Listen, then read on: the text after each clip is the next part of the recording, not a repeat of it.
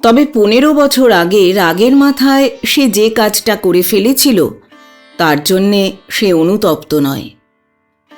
নিজের সমাজের জন্য তাকে ওই কাজ করতে হয়েছিল, কিন্তু তবু মনের মধ্যে খচখচ করে বেঁধে মাঝে মাঝে। খাঁ সাহেব লোকটা ছিল ভারী উঁচু দরের।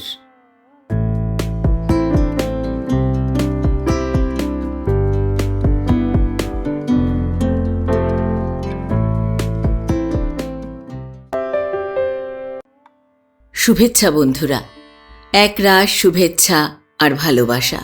আমি অর্পিতা, আর আপনারা শুনছেন এক ব্যাগ গপ্প ইউটিউব চ্যানেল। বন্ধুরা, শুরুতেই একটা ছোট্ট অনুরোধ। এখনও যারা এক ব্যাগ গপ্প চ্যানেলটি সাবস্ক্রাইব করেননি তাদের উদ্দেশ্যে বলি, আজই চ্যানেলটি সাবস্ক্রাইব করে সঙ্গে থাকুন, উৎসাহ পাব এগিয়ে চলার। নতুন নতুন গল্প শুনতে ও শোনাতে মনে রাখুন এক ব্যাগ গপ্প ইউটিউব চ্যানেল। আজ পড়ব শ্রদ্ধেয় কথাসাহিত্যিক সতীনাথ ভাদুরী রচিত একটি ছোট গল্প, রথের তলে। গল্প পাঠ করছি আমি অর্পিতা। শুরু করছি রথের তলে। 14 বছর পর আজ ভৈরনাট জেল থেকে ছাড়া পাচ্ছে। আজ আর আসবার দিনের বাবরি চুলের বাহার নেই। ছোট ছোট করে ছাঁটা তার মাথার সাদা চুলগুলোর কথা এতদিনে তার খেয়ালই হয়নি। আজ সকালে স্নানের পর হাত দিয়ে মাথার জলটা ঝেড়ে ফেলতে গিয়ে হঠাৎ সেই কথাটা মনে পড়ে যায়। নাটের মাথায় বাবরি চুল নেই, তার উপর আবার সে জাতের সর্দার। সর্দারের মাথার ঝাঁকড়া ঝাঁকড়া বাবরি চুল ছড়িয়ে পড়বে কাঁধের উপর পাক খেয়ে খেয়ে বটের ঝুড়ির মতো। তাই না তাদের জাতে সর্দারকে বলে বুড়ো বট। তার ছায়ায় এসে বসো, রঙ্গতামাশা করো, জিরিয়ে নাও, কিন্তু খবরদার আগাছা জন্মাতে দেবে না বটের আওতায়। জেল অফিসের সব বাবুরা তাকে চেনেন। পাহারাদার কয়েদিদের তো কথাই নেই। জেলের জাঙ্গিয়াটা ছেড়ে সে পরল জেল থেকে পাওয়া 6 হাত কোড়া মার্কিনের টুকরোটা। এতদিন অনভ্যাসের পর কাপড় পরে কেমন যেন জবরজঙ্গছের লাগে। শীতের সকালে কম্বলের হাত কাটা কোটটা খুলে দেওয়ার সময় একটু মন খারাপ হয়ে যায়। এই তো সেদিন জেল ফ্যাক্টরি থেকে উল এনে সেটাকে নিজে হাতে রিফু করেছে। এখনো দিনের বেলায় সে অনায়াসে সূচে সুতো পরাতে পারে, এই 68 বছর বয়সেও। একখানা মোটা খাতায় তার টিপসই নেবার সময় ডেপুটি জেলার বাবুর নজর গিয়ে পড়ে তার দেহের দিকে। এই বয়সেও গায়ের চামড়া কুঁচকে আসেনি। সাদা রোম ভরা দেহের পেশিগুলো এখনো শিথিল হয়ে পড়েনি। এতখানি চওড়া তার হাতের কবজি, হাড়গুলো কি মোটা। টিপসই দেওয়ানোর সময় বেঁটে জেলার বাবুর হঠাৎ মনে হয় যে লোকটির বুড়ো আঙুলের গোড়াটা ধরতে গেলেই তার হাতের মুঠোর বের ফুরিয়ে যাবে। আলবাত হাট্টা কাট্টা জোয়ান ছিল লোকটি, কম বয়সে। কিরে, বড় খুশি না? শীত করছে খালি পায়ে? কম্বলটা গায়ে দিয়ে নে। ওখান আর ফেরত দেবার দরকার নেই। তোর কি কি জিনিস ছিল মনে আছে? একটা চাঁদির কবচ, এই নে। কাপড়খান পোকায় ধুলি ধুলি করে দিয়েছে। ও আর নিয়ে গিয়ে কি করবি? ও কি আর পরা যাবে? তোর সঙ্গে কিছু টাকা ছিল না জেলে আসবার সময়? এই নে, তোর নামে জমা আছে 39 টাকা 8 আনা। মেট থাকবার জন্য সরকার বাহাদুর দিয়েছে মাসে 8 আনা করে। গুনে নে, ভালো করে গুনে নে। তুই বুড়ো মানুষ, তোর টাকা থেকে আর আমাদের দস্তুরিটা কেটে নেব না। এই নে খোরাকির পয়সা, আর এই নে রেল টিকিটের পুঁজি। খেয়েছিস তো আজ সকালে? তারপর ডেপুটি জেলার বাবু তার সঙ্গে রসিকতা করেন। ছাড়া পাওয়ার দিনের জলপানের খরচ সরকার বাহাদুর দেবে না, কেটে নেব নাকি? তার জন্য 1 আনা। কাগজে মোড়া ওটা কি রে? পুদিনার চারা? জেলের জিনিস চুরি করে নিয়ে যাওয়া হচ্ছে? রসিকতার দমকে ডেপুটি জেলার বাবুর কালো পান খাওয়া দাঁতের মাড়ি শুদ্ধ বেরিয়ে আসে। এত প্রশ্নের কোনোটারই জবাব দেয় না ভৈরনাট। জেল শুদ্ধ প্রত্যেকটি লোকের সহানুভূতিতে সে আজ একেবারে অভিভূত হয়ে গিয়েছে। জেল অফিসের কয়েদি মেটটা তার সকালের জলপান একটা গ্লাস ভরা ভিজে ছোলা ভৈরর কাপড়ের খুঁটে বেঁধে দিল। খোরাকির পয়সাটা বাঁচিয়ে নিস ভৈর। ওয়ার্ডার হেসে মেটকে জিজ্ঞাসা করে, পোকারে নাকি রে ছোলাগুলো? অমন দত্তির মতো লম্বা চওড়া চেহারা ভৈরর, কিন্তু তার মধ্যেও এমন একটা জিনিস ছিল যে যেখানেই সে গিয়েছে সেখানেই তাকে ঘিরে গড়ে উঠেছে একটা প্রীতি ও শ্রদ্ধার সম্বন্ধ। সে 10 দিনের মেলাতে পর্যন্ত। ওয়ার্ডাররা পর্যন্ত এই বুড়ো কয়েদিটিকে সমীহ করত। গেট থেকে বেরুবার সময় গেটের ওয়ার্ডার বলে, বিবির কাছে যাওয়ার জন্য বুড়োর আর তর সইছে না, না? গিয়ে দেখবি বিবি অন্য কারো সঙ্গে ঘর করছে। বিবি নেই কি রে? ছেলে পিলে তো আছে। বলিস কি? তাও নেই? এত বড় জোয়ান মরদ তুই, তোর ছেলে নেই কি রে? তা তোর যা শরীর, এখনো গিয়ে 3টে শাদি করতে পারবি। কি যে বলেন হুজুর, একবার গায়ে পৌঁছতে পারলে হুজুর আর এই বুড়ো বয়সে হাত পুড়িয়ে রেঁধে খেতে হবে না। পরিবার না থাকুক, গাঁ খান তো আছে। আমাদের বেবুতপুর 5 মেশালি গাঁ নয়, সব আমাদের জাত বেরাদার, আপনার জন। নিজের গাঁয়ের আরো কত কথা বলতে ইচ্ছে করে ভৈরর। সে চলে আসবার পরও ওয়ার্ডার আর কয়েদিরা বলাবলি করে যে এবারকার লাইফারদের ওয়ার্ডের হোলি আর জমবে না। এবার আর ভৈরনাটের মতো যোগিয়া গান গাইবে কে? কি কোমরটাই না ঘুরো এ যোগিয়া নাচের সময়, এই বয়সেও। মনে নেই রে? সেই রামগড়ের জোড়া কেল্লা ভেঙে গড়েছে, বললেন ভেঙে গড়েছে। গুরুজি বললেন ভেঙে গড়েছে। বললেন গুরুজি আরো মজা, আরো মজা। তারপর নাচতে নাচতে থালায় চাঁটি মেরে কি তবলার বলি না বের করত বুড়োটা। অন্তরের ভিতর থেকে কয়েকটা দীর্ঘশ্বাস বেরিয়ে এসেছিল লাইফারদের। ভৈরনাট জেল গেট থেকে বেরিয়ে আসবার সময়। যেদিন সে জেলে যায় সেদিন তার গায়ে কারো উনুনে আগুন পড়েনি, আর যেদিন তার মোকদ্দমার রায় বেরোয় সেদিনও তার গায়ের ছেলে বুড়ো সকলের চোখের জল পড়েছিল তার জন্য। ভুটনিটার জন্য একখানা শাড়ি নিয়ে গেলে হয়। কতদিন পর গায়ে যাচ্ছে, একেবারে খালি হাতে গায়ে ফিরবে। কিছু বাতাসা টাতাসা কিনে নিয়ে যাওয়া উচিত গায়ের ছেলে মেয়েদের জন্য। এখনকার ছোট ছেলেপিলেরা কেউ তাকে চিনতেই পারবে না। যাদের এই এতটুকু দেখে এসেছে তারা আজ বড় হয়ে রোজগার আরম্ভ করে দিয়েছে। নাটদের মেয়েরা 14 বছর বয়সের আগেই নাচ গান শেখা শেষ করে রোজগার করতে আরম্ভ করে। রোজগারের বয়স তো মোটে 10-12 বছর। 30-এর পর নাচতে পারে কটা নাটিন।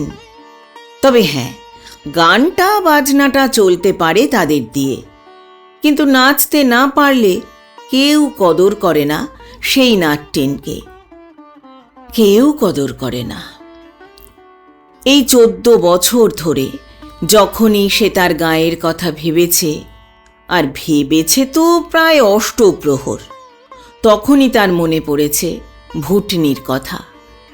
এখন হয়তো সেই নাকে নথওয়ালা ছোট্ট 14 বছরের ভুটনিটা ছেলের মা। তার মেয়েরাই হয়তো এখন রোজগার আরম্ভ করেছে।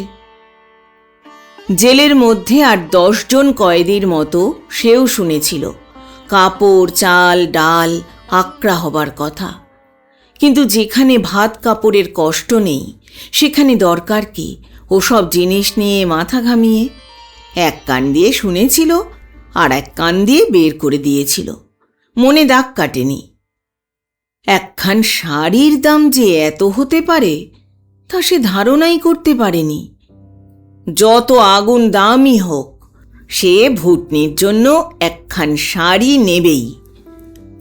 আবার পাড়ার অন্য মেয়ে নাতনিরা এ নিয়ে ঠাট্টা না করে, না বলে এই নাতনিটার ওপর এত একচোখমি কেন? গুজরি নাট্যিনের মেয়েটা বড় কটকট করে কথা বলে, সেটা নিশ্চয়ই ঠাট্টা করে বলবে। দাদুর সাদা চুলের সঙ্গে ভুটনির কালো চুল, কালো পাড়ের শাড়ি কত মানাবে তোমার দিব্যি করে বলছি। সেরে ফেলো সর্দার দাদু, এবার সেরে ফেলো। বেবুতপুরের নাট্যিন ছাড়া এত মিষ্টি করে মজার কথা বলতে আর কেউ পারে না। দেখেছ তো সে 67 মুলুক ঘুরে। জেলের থেকে পাওয়া টাকা মায়া করে লাভ নেই। কি করবে সে টাকা নিয়ে এই বুড়ো বয়সে?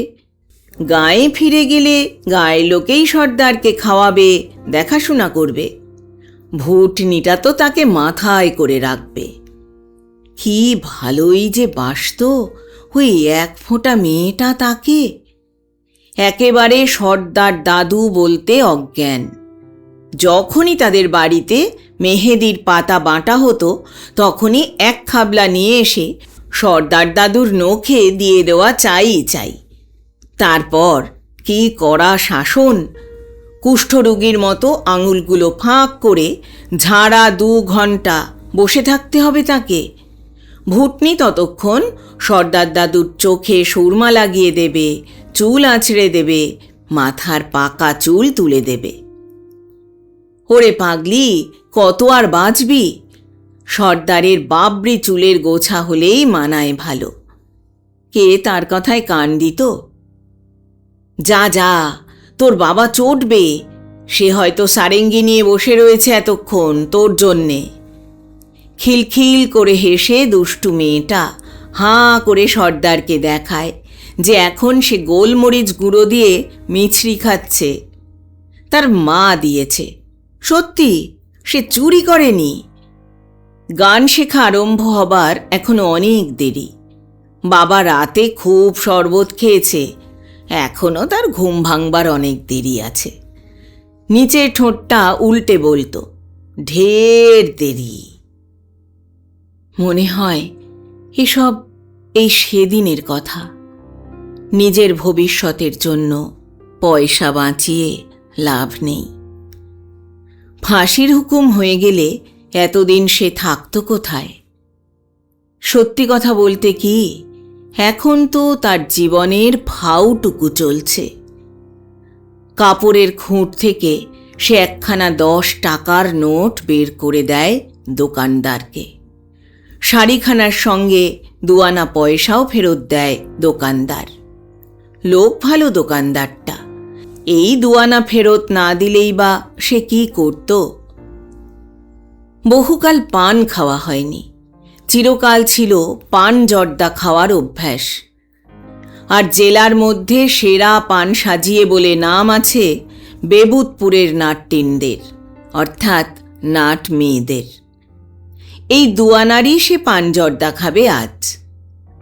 দাও তো হে। এক আনার মাঘি পানের খিলি, বেশ সাদা দেখে। গয়ার মাঘি পান তো, আর এক আনার বাংলা পান।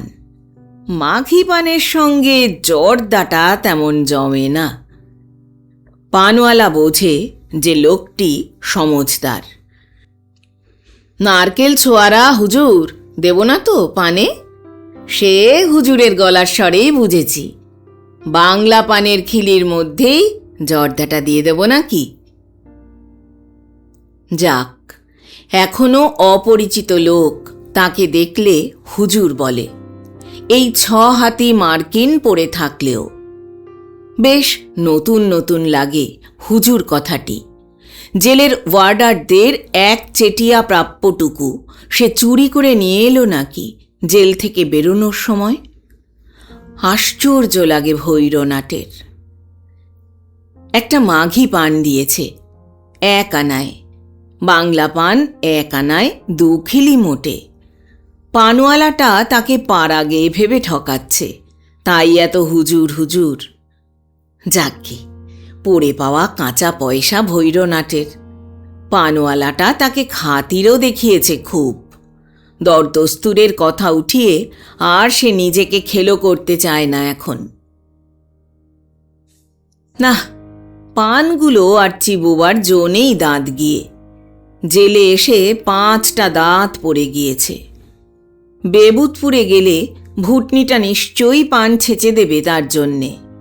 কি ঠাট্টাটাই করবে ভুটনি। ও ভাই, স্টেশনের রাস্তা কোনটা? কখন ট্রেনের সময় তা সে জানেই না। যখনই গাড়ি পাওয়া যাবে তখনই চড়া যাবে, ওই নিয়ে ভেবে লাভ নেই। সেই সন্ধ্যার সময় গাড়ি, সারা রাত তাকে থাকতে হবে ট্রেনে। শেষ রাত্রে কাটিহার, ভৈররা সকলে বলে জকশন। জকশন থেকে অন্য লাইনের গাড়িতে সে চড়বে। তারপর গড়মোগলাহা স্টেশনে নেমে তাকে যেতে হবে 7 কোষ। এত লোক, নতুন নতুন মুখ, বেশ লাগে দেখতে। তাদের সঙ্গে গল্প করতে ইচ্ছে করে। এরা আবার তার মার্কিন আর কম্বল দেখে বুঝে ফেলল না তো সে কোথা থেকে আসছে। সব জিনিস দেখতে ভালো লাগে, পথের ধারের বুড়ি ভিখিরিটা পর্যন্ত। বাইরের রোদ্দুরটাও জেলের রোদ্দুরের চেয়ে মিষ্টি। অনেক কাল পর মেয়ে মানুষ দেখে কেমন যেন নতুন নতুন লাগে, তাকিয়ে থাকতে ইচ্ছা করে। ফেরিওয়ালাদের কাছে কমলা লেবু, পেয়ারা আর নারকুলি কুল দেখে জিভে জল আসে। বুড়ো বয়সে তার লোভ বেড়ে গেল নাকি? যত লোভই হোক, সে আর 1 পয়সাও খরচ করবে না এখানে। কাটিহারে গিয়ে কেবল গাঁয়ের ছেলে মেয়েদের জন্য বেশ দেখে শুনে কিছু মিষ্টি টিষ্টি কিনে নেবে। সম্মুখের বেঞ্চের একটা ছেলে পেয়ারা খাবে বলে কাঁদছে। কতদিন ছোট্ট ছেলে পিলে দেখেনি। ছেলেটির গাল টিপে একটু আদর করতে ইচ্ছে হয়। সে ভিড় ঠেলে জানলা দিয়ে 2টো পেয়ারা কিনে ছেলেটির হাতে দেয়। একজন অজানা লোকের কাছ থেকে পেয়ারা নেবার জন্যে তার মা ছেলের দিকে কটমট করে তাকায়। ভৈরর ইচ্ছে করে যে 1 তাড়া দেয় ওই 1 ফোঁটা ছেলের মাটাকে। রাগ তার বেড়েছে বুড়ো হয়ে। আগেই বা কি কম ছিল? সে নিজেকে সামলে নেয়। তুমি আমার নাতনির সমান। নাতনির ছেলেকে 2টো পেয়ারা দিয়েছি, তাই নিয়ে ছেলেকে বকছো? কি যে আজকালকার দুনিয়ায় দস্তুর হয়ে উঠেছে বুঝিও না। সেকেলে লোক আমরা। ছেলের মা অপ্রস্তুত হয়ে হাসে। ছেলের বাপ ভৈরনাটের সঙ্গে গল্প জমাবার চেষ্টা করে। ভৈর গল্প করে তার গাঁয়ের। কত পুরনো কথা। বেবুতপুর জানো না? ওই যে গো, গড়মোগলাহা স্টেশনে নেমে যেতে হয়। স্টেশনের সেই লাল লাল করবি ফুলগুলো আমরা যখনই গাঁয়ে যাই তুলে নিয়ে যাই মেয়েদের জন্য। কতবার ডাল নিয়ে লাগালাম, বাড়িতে কিছুতেই লাগলো না। বলো কি, লিবরি নদীর নাম শোনোনি? লিবরি নদী একেবারে পাকিয়ে ধরে আছে বেবুতপুর গাঁখানাকে। এই ঠিক যেমন করে এস্ট্রাজের কানগুলোকে তার জড়িয়ে থাকে। এই এপারে বেবুতপুর, ওপারে মোরসান্ডা। নদী ছোট হলে কি হবে, বসে খেয়েও 1 হাঁটু জল থাকে। আর সে নদীর মজা জানো তো, জলের নিচের দামগুলো তামার মতো রং, আর শীতের শেষে হয়ে ওঠে হালকা আবিরের মতো লাল। জলে হালকা ঢেউ লাগলেই দুলে দুলে ওঠে। বললে বিশ্বাস করবে না, একেবারে ঠিক নাচের সময়ের ঘাঘরার পাড়টার মতো দেখতে লাগে। এই নদী যেখানে গিয়ে বারন্ডি নাম হয়ে গিয়েছে, সেখানকার দামগুলো দেখবে মিশ কালো। ওই জল যিনি খেয়েছেন তারই গলগণ্ড। কিন্তু বের করো দেখি একটা গলগণ্ডওয়ালা লোক বেবুতপুরে। ওপারের মোরসান্ডায় নদীর ওপরেই খাঁ সাহেবদের দেউড়ি। খাঁ সাহেবদের নাম শোনোনি? বরসৌনির নবাব পরিবারের সঙ্গে আত্মীয়তা তাদের। জেলার মধ্যে অমন খানদানি আর কজন আছে। সম্মুখের ছেলেটার বাবা হাই তুলতে তুলতে বেরি ধরায়। তার আর এই বুড়োর একটানা ভেজর ভেজর গল্প ভাল লাগছে না। সে অন্য কথা পারবার জন্যে বলে, কি আস্তে আস্তে গাড়ি চলছে, কাটিহার যে কখন পৌঁছবে কে জানে, সকাল হয়ে যাবে বোধহয়। ইঞ্জিনের ড্রাইভারগুলো সব ভেগেছে পাকিস্তানে। মুসলমান ছিল কি না? এখন কি ভিড় চলেছে কাটিহারে। হিন্দুরা কেউ পার্বতীপুরের গাড়িতে যাচ্ছে না, কাটিহার হয়ে ঘুরে যাচ্ছে। পুবের গাড়িতে হিন্দু মেয়ে ছেলেদের বেইজ্জত করে গয়না কেড়ে নেয়, বাক্স প্যাঁটরা খুলে জিনিস বার করে নেয়। তাই পুবের গাড়িতে আজকাল চড়ে খালি মুসলমানেরা। ভৈর বুঝতেই পারে না আজকালকার ছেলেদের এইসব নতুন নতুন কথা। তাদের জাত হিন্দু মুসলমানের তফাৎ করেনি কোনো দিনই। গান বাজনার আবার হিন্দু মুসলমান কি? সেই জন্যই না বামুন ছত্রীরা ঠেস দিয়ে বলে যে কেবল গলার স্বরটুকু বেচলেই যদি নাট্যিনদের দিন চলত, তাহলেই ওরা মুসলমানকে মুসলমান ভাবতে পারত। পারবে কোথা থেকে? আজও বদলে গেছে দুনিয়াটা এই বছরে। সে আবার নিজের গাঁয়ের কথা পারে। আজকালকার মোরসন্ডার জমিদারের নাম জিজ্ঞাসা করছো? আমজাদ আলী খাঁ। আহা আহা, বেঁচে বর্তে থাকুক, বংশের মুখ উজ্জ্বল করুক। বয়স হলো 20 আর 14, এই 34 বছর হবে। তার বাবা শকুর খাঁ ছিল ভারী ভালো লোক, কড়ার কাছে কড়া, নরমের কাছে নরম। থরথর করে কাঁপত তার নামে আশপাশের জমিদাররা। যেমন চড়তে পারত ঘোড়ায়, তেমনি ছিল তার বন্দুকের নিশানা। চলতি ঘোড়া থেকে বুনো হাঁস মারত বন্দুক দিয়ে। দারোগা পুলিশ তার নাম শুনে ডরাত। সবাই জানত যে সে ডাকাতদের বন্দুক আর ঘোড়া ধার দেয়, নামজাদা ডাকাতদের বরকন্দাজ রাখে। তবু কালেক্টরের দম ছিল না তাকে ধরবার। একবার কালেক্টরের শিকারের তাঁবু পড়েছিল বেবুতপুরে। রাতে তাঁবুতে খানা খাওয়ার সময় কালেক্টর সাহেব ওই নিয়ে কি যেন বলেছিল খাঁ সাহেবকে। আর যাবে কোথায়, মরদের বেটা চিৎকার করে বলে উঠেছিল, জানেন কালেক্টর সাহেব, আপনি এখন রয়েছেন আমার এলাকায়। এখন যদি আপনাকে মেরে গুমও করে দিই, তাহলেও 10 মাইলের মধ্যে একটু একটি লোকেরও সাহস হবে না পুলিশে খবর দেবার। লিব্রির লাল দামগুলো দুটো ভুরভুরি কেটে আপনার লাশটাকে ঢেকে দেবে।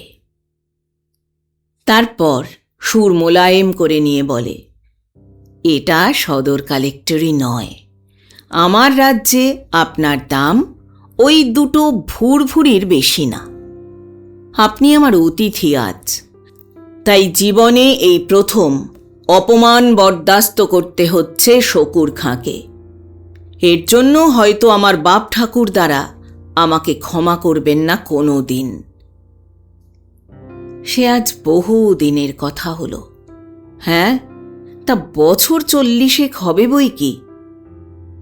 সম্মুখে লোকটি স্ত্রীর দিকে তাকিয়ে হাসে। বুড়োটা মহাগপ্পে। ভৈরনাথ বোঝে যে এরা তার কথায় অবিশ্বাস করছে। চটে ওঠে সে। হাসি কি, আমি নিজের কানে শুনেছি, আর তোমরা বিশ্বাস না করলেই হলো। ভুটনির মা গুলিয়ার তখন সবে উঠতি বয়স। সে, আমি আর ভুটনির বাবা 3 জনেই ছিলাম তাঁবুর মধ্যে। আমার হাতে সারেঙ্গি, ভুটনির বাবা বসেছে ডুগি তবলা নিয়ে। সেদিন আর গুলিয়ার নাচ গান জমেনি তেমন। তারপর সহযাত্রীদের মুখে চোখে একটা প্রশ্নের ছাপ সুস্পষ্ট হয়ে ওঠে। মেয়েটির কৌতূহলই সব চাইতে বেশি। কালেক্টর সাহেবের তাঁবুতে রাতে গান গায় এদের মেয়েরা, এ সঙ্গে সঙ্গে সারেঙ্গি ধরে। তোমরা কোন জাত? Nut, nut. আমাদের সারা গাঁখানাতে নাট ছাড়া আর অন্য কোনো জাত নেই। সকলেরই জমি আছে। শকুর খাঁর ঠাকুরদা সকলকেই 2-4 বিঘা করে দিয়ে গিয়েছিল। এখন তার থেকে যে যা রাখতে পেরেছে তার তাই আছে। শকুর খাঁর ঠাকুরদার আমল থেকে আমাদের কারো খাজনা লাগে না। নাট? তাই বলো। শ্রোতাদের মুখ চোখ পাথরের মতো কঠিন হয়ে ওঠে। কেউ নিষ্পৃহভাবে খৈনি ডলতে বসে, কেউ আলোর কাছে টিকটিকির পোকা খাওয়া দেখে। তাদের অনেক সময় নষ্ট করিয়েছে এই বুড়ো নাটটা। ছোট ছেলেটি ঘুমিয়ে পড়েছে মায়ের কোলে মাথা দিয়ে। একটা পেয়ারা তখনও তার হাতের মধ্যে রয়েছে। মা সেটাকে ঘুমন্ত ছেলের মুঠো থেকে বার করে নিয়ে গাড়ির জানলা দিয়ে অন্ধকারের মধ্যে ফেলে দেয়। ভৈর বোঝে সব। চুলগুলো তার রোদে পাকেনি। নিজের জাতের কথাটা এত লোকের মধ্যে বলা সত্যি ভুল হয়েছে তার। গল্পে গল্পে কখন বলে ফেলেছে, ঠাহর করতে পারেনি। বুড়ো বয়সে এত আটঘাট বেঁধে কথা বলাও শক্ত। আচ্ছা, দুনিয়াটা এত বদলাচ্ছে, তার জাতের সম্বন্ধে লোকের মত বদলায় না কেন? এদিকে তো ভোজে কাজে বিয়ে পরবে সব বড় লোকের বাড়িতে তাদের ডাক পড়ে। মেলায় মেলায় নাট্যিনদের তাঁবু পড়ে। ঘুঙুরের শব্দ শুনলেই ছেলে বুড়ো মেয়ে পুরুষ তাঁবুগুলোর ওপর ভেঙে পড়ে। নাট্যিন নাচে, নাট বাজায়, নাট্যিন দুজনে মিলে গান গায়। কত ছকরবাজি, ভ্রমর, বলবাহী, যোগীরা, বিদেশিয়ার নাচ। এর মধ্যে হতশ্রদ্ধা করবার কি আছে লোকেদের?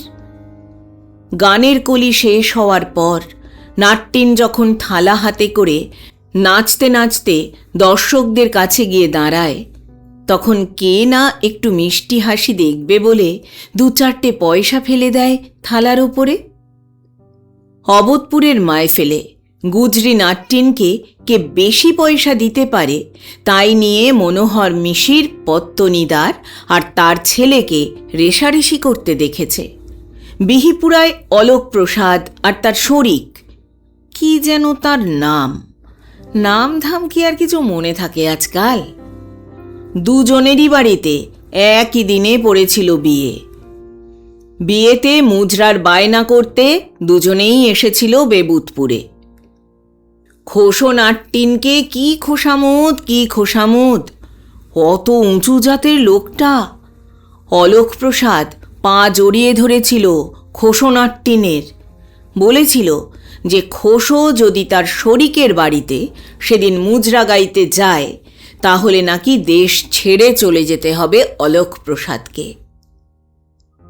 আরও কত কি দেখেছে ভৈর, ওই মোটা মোটা পৈতেওয়ালা বামুন ছত্রীদের। সব কথা বলবারও না।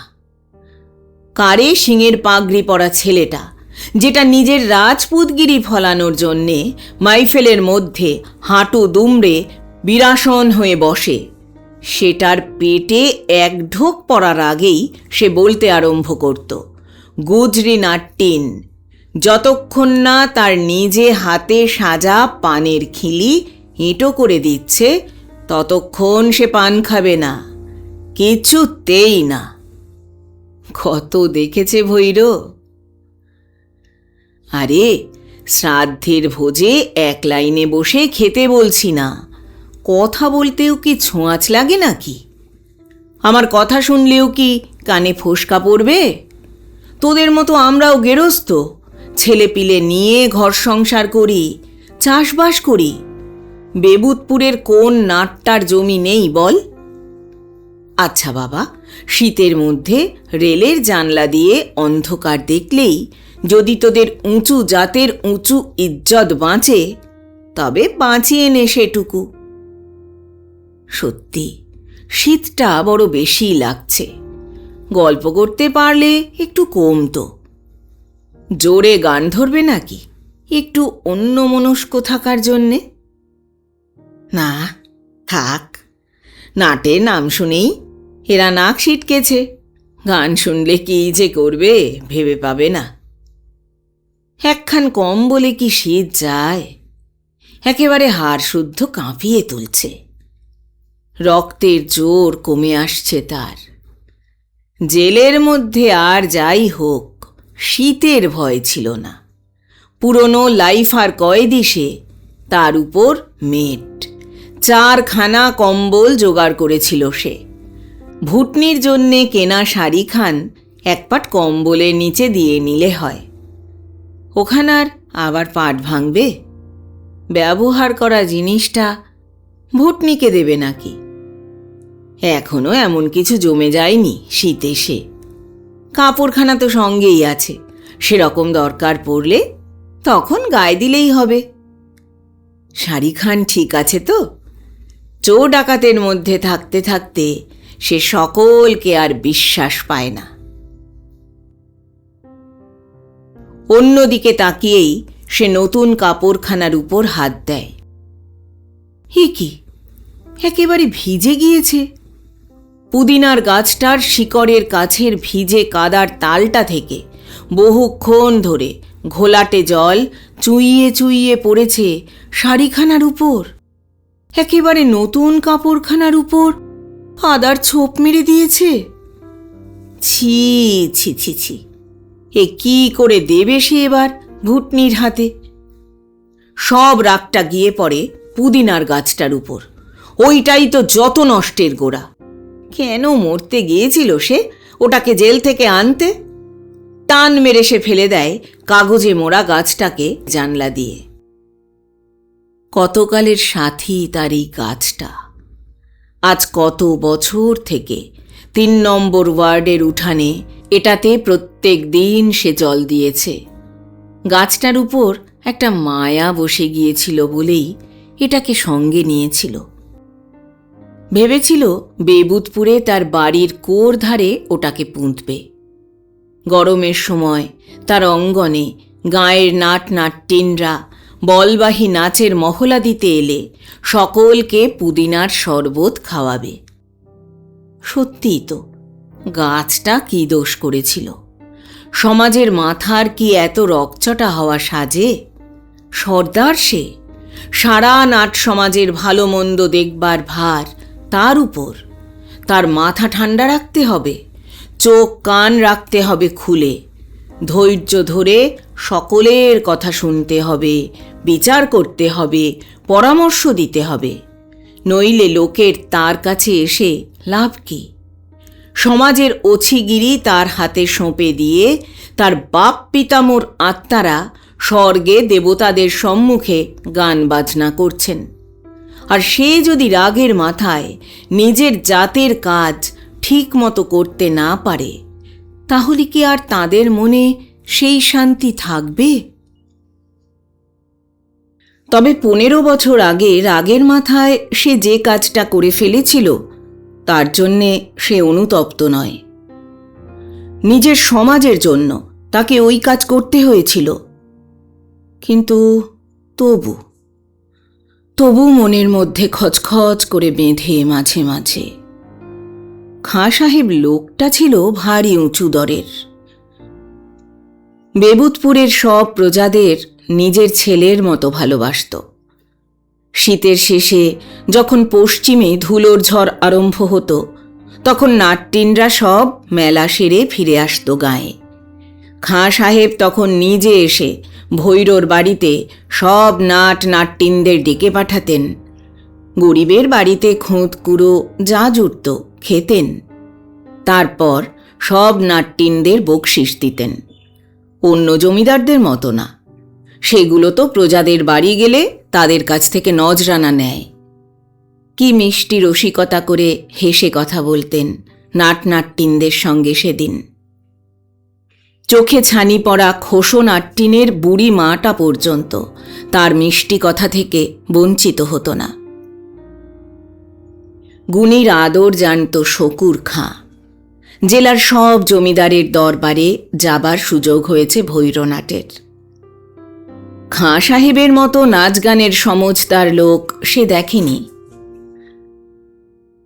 বেবুতপুরের প্রত্যেকটি নাট্যিনী জানে যে খানদানি মুসলমানরাই নাচ গানের কদর সবচাইতে ভালো বোঝে। খালি মুরসান্ডায় কেন, চকসিকান্দার, নাগরা, মোয়াজ্জেমগঞ্জ, বীরসৌনি, যেখানে খুশি যাও, সব জায়গার মুসলমান রইসরা গুণীর আদর করতে জানে। কিন্তু বেতালা পা ফেলুক তো একটা নাট্যিন নাচের সময়, সঙ্গে সঙ্গে তবক মোড়া পানের রেকাবি আসবে নাট্যিনের সামনে। থামো, তোমার পালা শেষ হয়েছে, বকশিস নিয়ে চলে যাও। বৈঠকখানায় অন্য মুজরার দলের ডাক পড়বে। এই জন্যই না নাটরা হিন্দু মুসলমানের মধ্যে তফাত করে না। এই তো বেবুতপুরের নাটরা হিন্দু। আর ওই যে খাবদা আছে না, জেলার মধ্যে সবচাইতে বড় নাটদের গাঁ, সেখানকার নাটরা আবার মুসলমান। ভোজে কাজে ভৈরোরা নেমন্তন্ন পর্যন্ত খেয়েছে খাপদার নাটদের ওখানে। বাপ ঠাকুরদার কাছে 8-10 জন নাটের মতো ভৈরো নাটও ছোটবেলায় শুনেছে তাদের সমাজের গৌরবময় ঐতিহ্যের কথা। দেবতারা তাদের গান শুনতেন। রাজা রাজরারা ধন দৌলত উজাড় করে ঢেলে দিতেন নাট্যিনদের পায়ে। তাদের শলা নিয়ে রাজ্য চলত। বামুনরা পর্যন্ত তাদের ইজ্জত দেখানোর জন্য তাদের দুয়ারে এসে বসত। আর এখনকার বামুন ছত্রীরা বলে নাটদের সমাজের আবার বিধি বিধান। করুক তো দেখি বেবুতপুরের কোনো লোক বিয়ে নাটজাতের বাইরে, তাকে আর গাঁয়ে ফিরতে হবে না। তাহলে অন্য জাতের মেয়ে ঘরে এলে গান গাইতে পারবে নাট্যিনদের মতো। কাসিমগড়ের কুমার সাহেবও যদি কোনো নাট্যিনকে বিয়ে করতে চায়, তাহলে সে পর্যন্ত সর্দারের অনুমতি পাবে না। গান শোনাবার জন্য কোনো নাট্যিনকে খাস রাখতে চায় কুমার সাহেব, তা সে পেতে পারে। বাপ পিতামোর পেশা চালানো কেবল নিজের পেট চালানোর জন্য নয়, ওতে যে 7 পুরুষের আত্মার তৃপ্তি হয়। নাট্যিন নাচ গান বন্ধ করলে যে তাদের নরকে পৌঁছতে হবে। শকুর খাঁ ছাপার অক্ষরে লেখা এত বড় বই দেখে বলেছিল যে সেকালেও নাট্যিনরা দেবতাদের গান বাজনা শোনাত, কিন্তু বিয়ে করত না। ভারী পণ্ডিত লোক ছিল শকুর খাঁ। মৌলবীর কাছে ফার্সি পড়ে এসেছিল পশ্চিম থেকে ছোটবেলায়।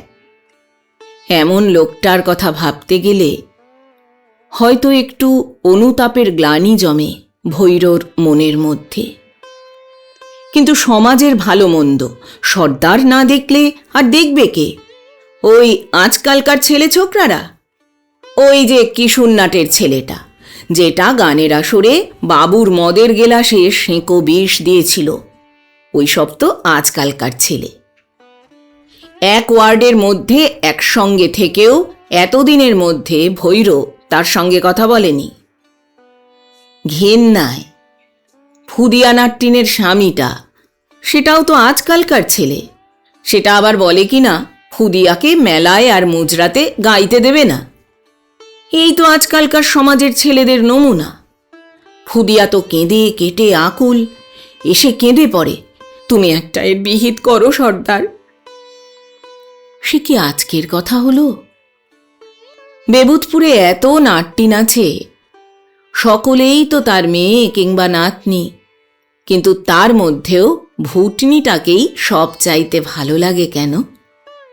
সত্যি এটা তার একটু একচোখমো নয় কি?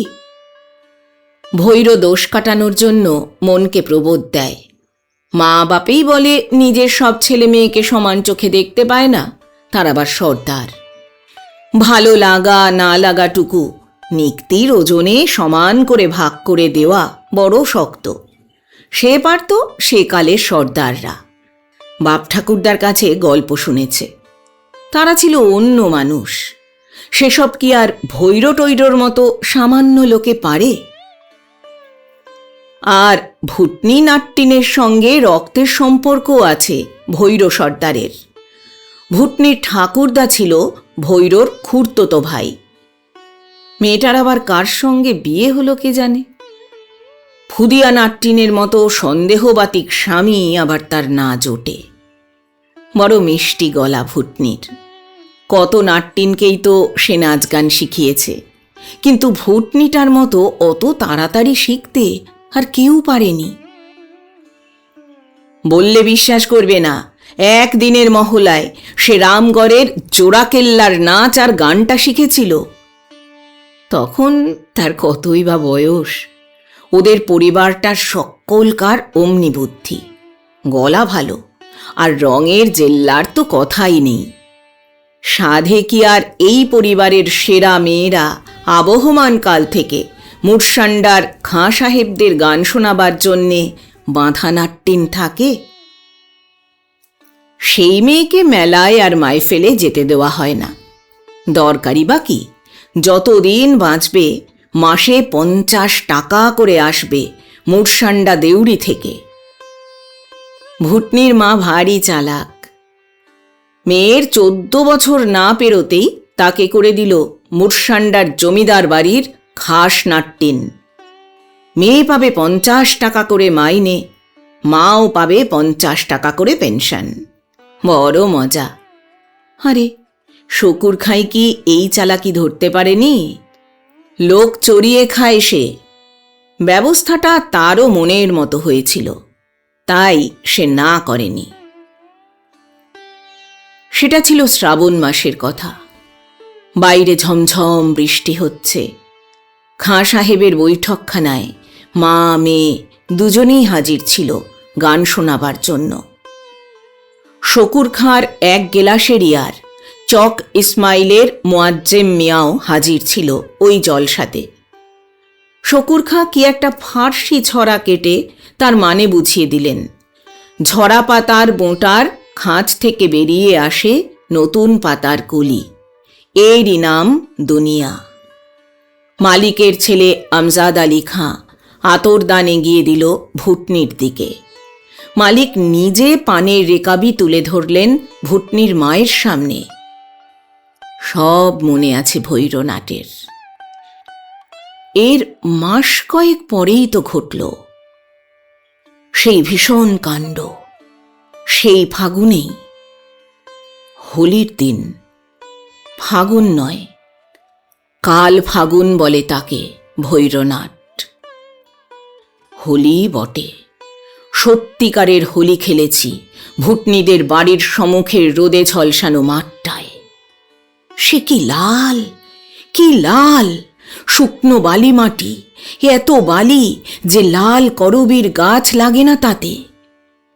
সে মাটিও টেনে শুষে শেষ করতে পারেনি সেদিনকার লালটুকুকে।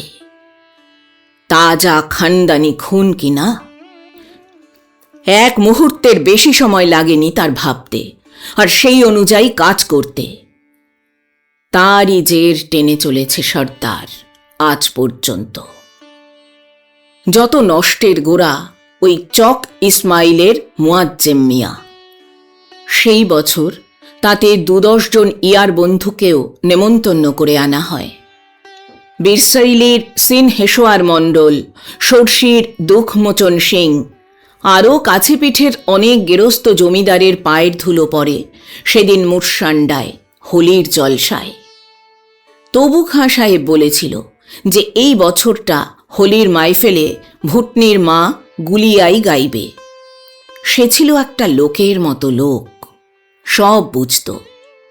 সে কখনো ওই এক রত্তি ভুটনিটাকে হোলির মাইফেলের নেশাভাঙের ভিড়ের মধ্যে আসতে দেয়? আমজাদ আলীর তো এই কথা শুনেই মুখ এই এতখানি গোমরা হয়ে ওঠে। তার তখন মোচ উঠেছে, ইয়ার দোস্ত জুটেছে, তারাও সব আসবে মাইফেলে। সে কি ওই পেট মোটা গুলিয়া নাট্টিনের নাচ দেখতে? কিন্তু তার আব্বাজানকে কিচ্ছু বলার সাহসও নেই। ভৈরকেই এসে সে ধরেছিল মালিককে বলে ভুটনিকে হোলির দিন মুরসান্ডায় গাইতে দেবার জন্যে। হাজার হলেও মালিকের ছেলে, 2 দিন পরে সেই হবে মালিক। সর্দারের দুয়ারে এসে দাঁড়িয়েছে একটা অনুরোধ নিয়ে। তবু সর্দার তার বাবরি চুল ভরা মাথাটা নেড়ে তাকে বলেছিল, সে হয় না বাবু সাহেব, কি বা ওর বয়স? হোলির মাইফেলের ধকল কি অতটুকু মেয়ে সইতে পারে? মাথা নিচু করে ফিরে গিয়েছিল আমজাদ আলী। তোমরাই তো মালিক, তোমরা তো রোজই ভুটনির গান শোনো, হোলির দিন না শুনলে কি হয়? আরে আর 1-8 বছর পরেই তো সে গাইবে তোমাদের হোলির জলসায়। ছোকরাটার জন্যে সর্দারের দুঃখ হয়। ইয়ার দোস্তের কাছে একটু মাথা হেঁট হবে তার, নেমন্তন্ন করে এনে ভুটনির গান শোনাতে না পারলে। কিন্তু কি করতে পারে সর্দার? সর্দার তো নয়, সমাজের ভালো মন্দর ঠিকেদার। জাতের বিধিবিধান, বর্তমান ভবিষ্যৎ সব তার কাছে আমানত রয়েছে। যখের ধনের মতো সে আগলে থাকবে এগুলোকে যতদিন বাঁচবে। বিশ্বাসভঙ্গ সে করতে পারে না। সমাজ হুড়মুড় করে ভেঙে পড়ে না, ঝুরঝুর করে গুঁড়ো গুঁড়ো হয়ে ঝরে পড়ে একটু একটু করে। সেই জন্যেই না দরকার রাস কষবার, কড়া শাসনে রাখতে হবে সকলকে। একটু ঢিল দিয়েছ কি তার ভাঙন সামলাতে পারবে না। ভুটনি নাট্টিনের চক ইসমাইলে যাওয়ার কথা ঠিক হয়ে গিয়েছে হোলির মুজরা গাইতে। এই খবর পেল ভৈরনাট হোলির দিন ভোরবেলা। সূর্যি ঠাকুর তখন সবে ফাগের খেলা আরম্ভ করেছেন লিব্রির ওপারের তাল আর শিশু গাছগুলোর মাথায়। প্রাত্যহিক পশ্চিমে ধুলোর ঝড়টা তখনও আরম্ভ হয়নি। হঠাৎ বাড়ির দাওয়ার উপর থেকে তামাকের ধোঁয়ার ফাঁক দিয়ে ভৈরনাটের নজর পড়ে নদীর ঘাটের দিকে।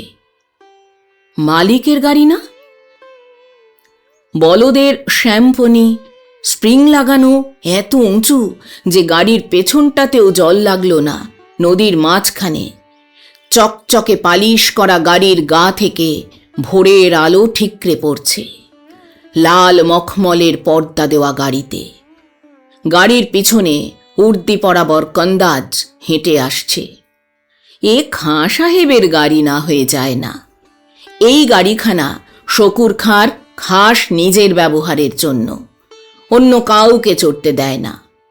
এক ছোট মালিক মধ্যে মধ্যে লুকিয়ে চুরিয়ে চড়ে, বাপ বাইরে গেলে। পশ্চিম থেকে আনিয়েছিলেন বলদ জোড়া, একেবারে উড়ে চলে। নদী পার হচ্ছে বলে এখন আস্তে চলছে। আস্তে হাঁটাও তো ওদের, নাক ছিঁড়ে যাবে তবু থামবে না। মালিকের খাস ব্যবহারের গাড়ি বলেই না বরকন্দাজটা গাড়িতে না চড়ে হেঁটে আসছে। সর্দার দেখে যে গাড়ি এই দিকেই মোড় ঘুরল। ভুটনির মাকে নিতে এলো নাকি? এখান থেকে এইখানে?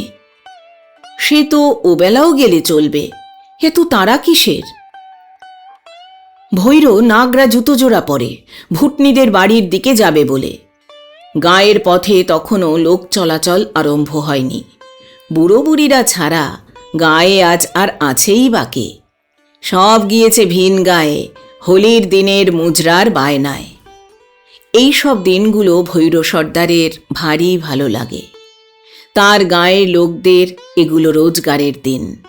অঘ্রাণ, পৌষ, মাঘ, বছরের মধ্যে এই 3টি মেলার মাস তাদের আসল রোজগারের সময়। তাও যেবার কার্তিক অঘ্রাণে জ্বরজারি বেশি হয়, সেবার সেটাও বন্ধ হয়ে যায়। এই জ্বরকে নাট্যিনরা বড় ভয় করে।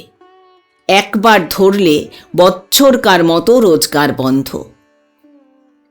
তাই না ভৈর সর্দার আশ্বিন থেকে ঘরে ঘরে ছাতিমের ছাল পৌঁছে দিয়ে আসে নিজে হাতে। যাক, বলতে নেই, রামজির কৃপায় এবছর জ্বরজারিটা কিছু কম। নিশ্চয়ই ওই সময় মতো ছাতিমের ছাল বিলোনোর জন্যে। সর্দারের মন প্রসন্ন হয়ে ওঠে। সর্দার হওয়ার কি ধকল কম? সময় মতো ঠেকনা না দিলে সমাজ দাঁড়িয়ে থাকে কি করে? জাতের মাথা সে, সমাজের জন্যে ভাবনা চিন্তা তার থাকবে না তো কার থাকবে? তার গাঁয়ের লোকগুলো যখন পয়সা থাকে হাতে তখন মিছরি গোলমরিচ খুব খায়, আর যখন পয়সা থাকে না তখন মালিকের বাড়ি গিয়ে হাত পেতে দাঁড়ায়। এদের কি হিসেব করে চলার ক্ষমতা আছে?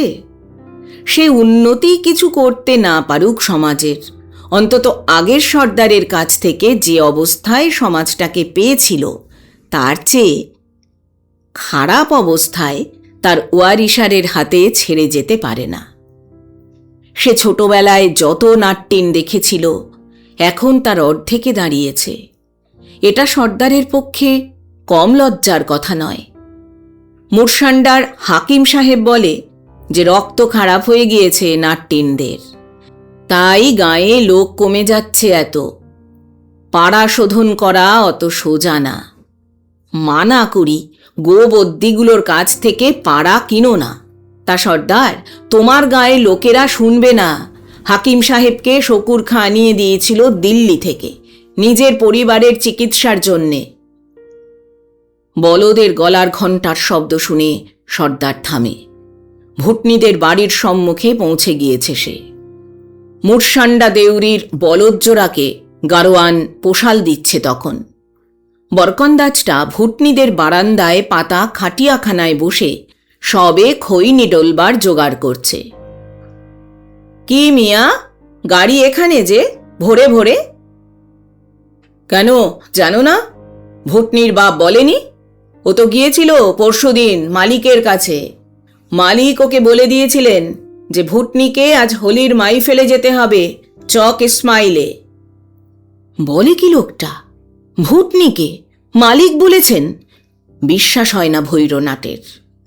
বরকন্দাজ ব্যাপারটা পরিষ্কার করে দেয়।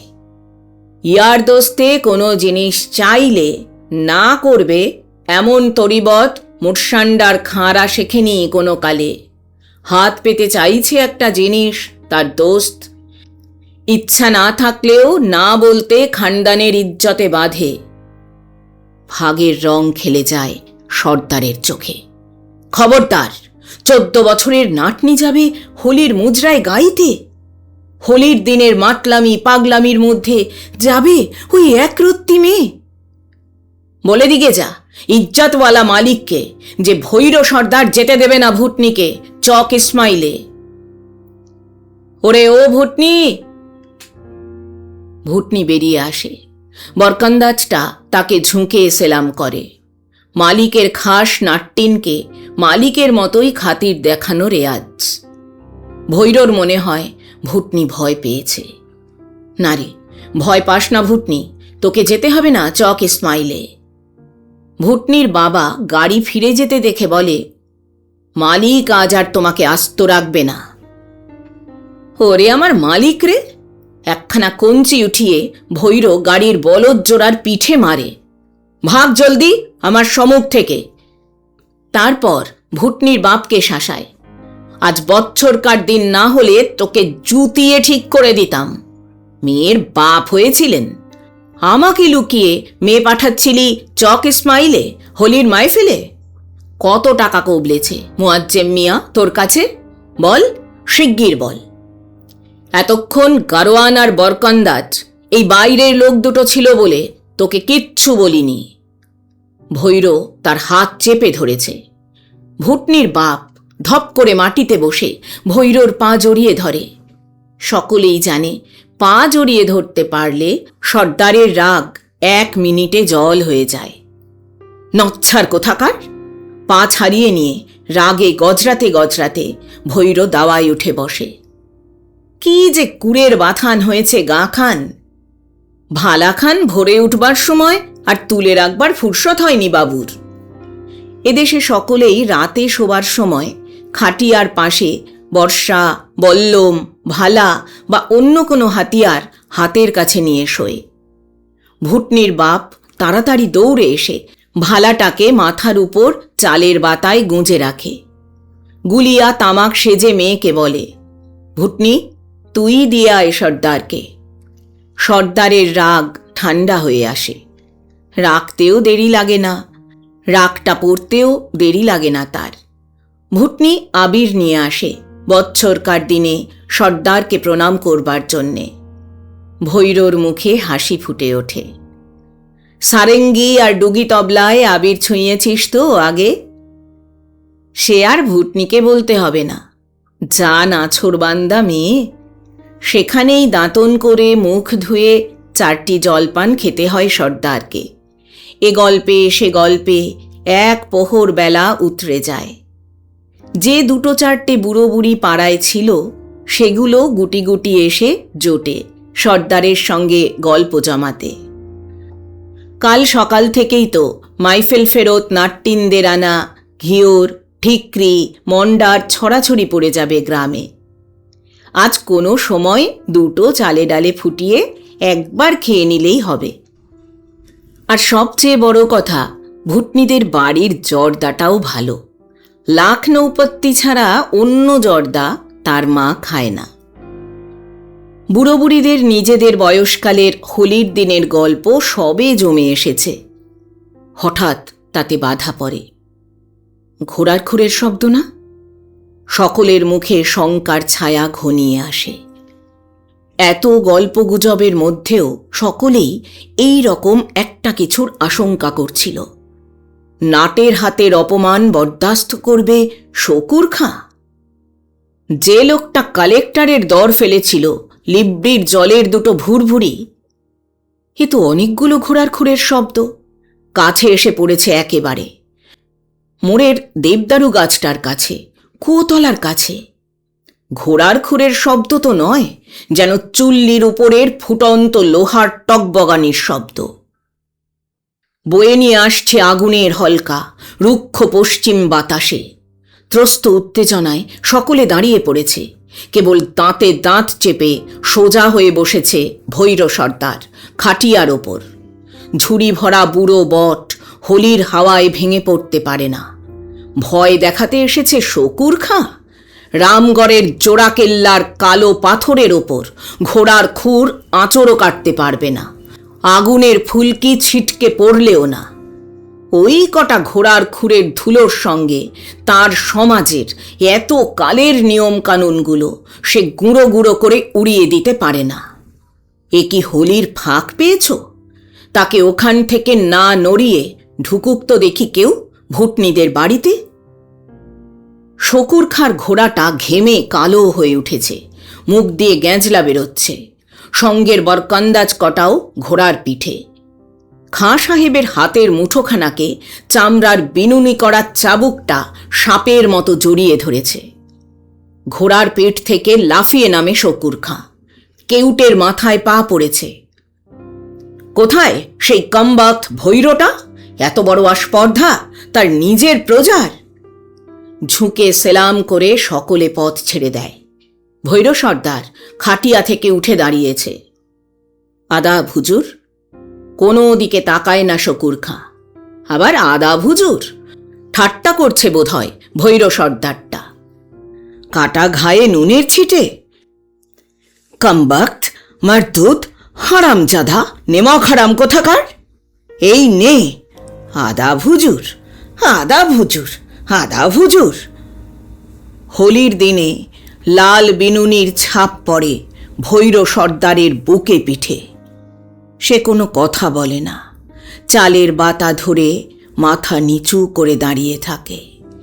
মালিককে সে বেইজ্জত করেছে ঠিকই, অত বড় একটা লোক চটেছে। রাগটা পড়লে বুঝিয়ে বলবে তাকে। মালিকের হাতে মার খেলে কোনো অপমান নেই সর্দারের পর্যন্ত। সাঁই সাঁই করে শব্দ হচ্ছে চাবুকটার। প্রতিবার শব্দটা হবার আগেই ভৈর নিজের অজ্ঞাতে চোখ দুটো বুজে ফেলছে, আর উপরের ঠোঁট দিয়ে নিচের ঠোঁটটাকে চেপে ধরছে। কাছের সব লোক কটাই বোধহয় তাই করছে। হাত ব্যথা হয়ে গেলে শকুর খাঁ থামে। বারান্দা থেকে নেমে সে ভুটনিদের বাড়ির সদর দরজার দিকে যায়। ভুটনি কোথায়? ভুটনি? সাজ পোশাক নিয়ে চর, শিগগির গাড়িতে চর। এই গাড়োয়ান, বলদ খুলতে হবে না। 3 ঘন্টায় পৌঁছে দিতে হবে ভুটনিকে, চক ইসমাইলে। না হলে একটা শরীফ পরিবার বেইজ্জত হয়ে যাবে আজ। জলদি। খবরদার! ক্ষেপে উঠেছে ভৈর সর্দার। মাথার বাবরি চুলের বোঝা ফেঁপে ছড়িয়ে পড়েছে ঘাড়ে, কাঁধে, 2-4 গোছা মুখের দিকেও, ঠিক সিংহের কেশরের মতো। পাহাড়ের উপর থেকে পশুরাজ নিচের নগণ্য মানুষের মতো জানোয়ারটাকে একবার দেখে নিল। একবার মাথাটায় এক ঝাঁকি মেরে মুখের দিকে পড়া চুলের গোছাটাকে সামলে নেয়। মুহূর্তের মধ্যে কি ঘটে যায়! চালের বাতা থেকে হ্যাঁচকা টান মেরে সে বার করে নেয় উপরে গোঁজা ভালাটা।